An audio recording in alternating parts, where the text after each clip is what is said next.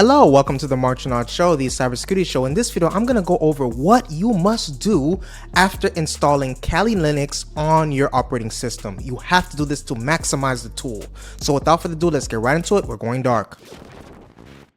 Number one, you're going to want to update and upgrade. Step one, open your terminal and run the following command to update and upgrade the Kali system.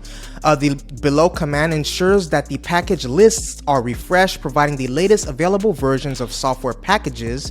It is crucial first step to keep the system up to date and secure. Step two, once we update the system using the sudo app update, the next important step is to execute sudo app upgrade Y in the terminal. This command initiates the upgrade process, automatically installing the latest versions of packages without requiring manual confirmation for each. This ensures that the Kali Linux system is up to date and benefits from the most recent security patches and performance enhancements, right? It is a fundamental post-installation task for maintaining the stability and reliability of the operating system. Please take a moment to hit the subscribe button and the like button. Please take a moment to hit the subscribe button and the like button. So next, install essential tools. So here, we'll be installing essential tools for penetration testing on Kali Linux using the command, the sudo app install Kali Linux default. This command installs a default set of tools curated for penetration testing purposes, providing security professionals and ethical hackers with a comprehensive toolkit to assess and secure systems effectively. It ensures that Kali Linux is equipped with the necessary tools right from the start. Next, you're going to want to create a standard user. So now we will create the standard user for our Kali Linux system to enhance security and adhere to best practices.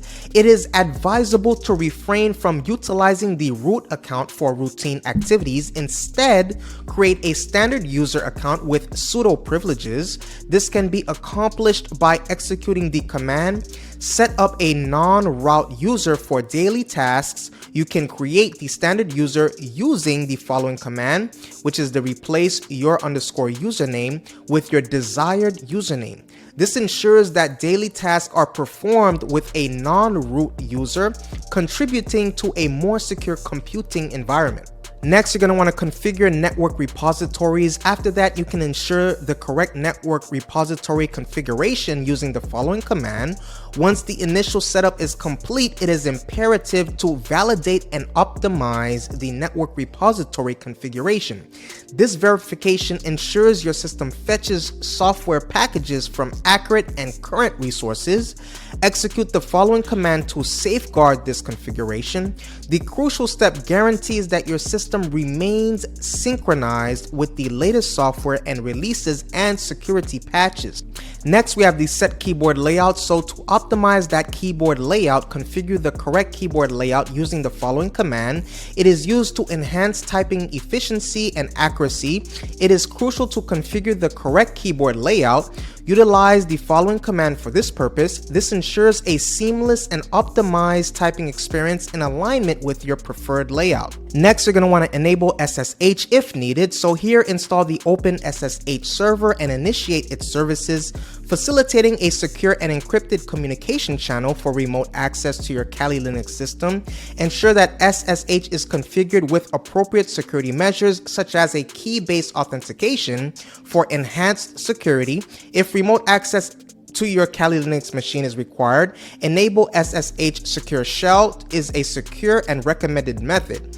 Execute the following commands to install and start the SSH server. Lastly, you're going to want to configure a firewall. So ensuring robust network security involves the establishment and configuration of a firewall. Execute the following commands to set up and configure the uncomplicated firewall, which is the UFW. The uncomplicated firewall provides a straightforward interface for controlling both incoming and outgoing network traffic, enhancing the overall security posture of your Kali Linux system. So that is what I have for you today. Please let me know what you think in the comment section below. Please take a moment to hit the subscribe button and the like button. Please take a moment to hit the subscribe button and the like button. I appreciate your viewership and see you on the next video.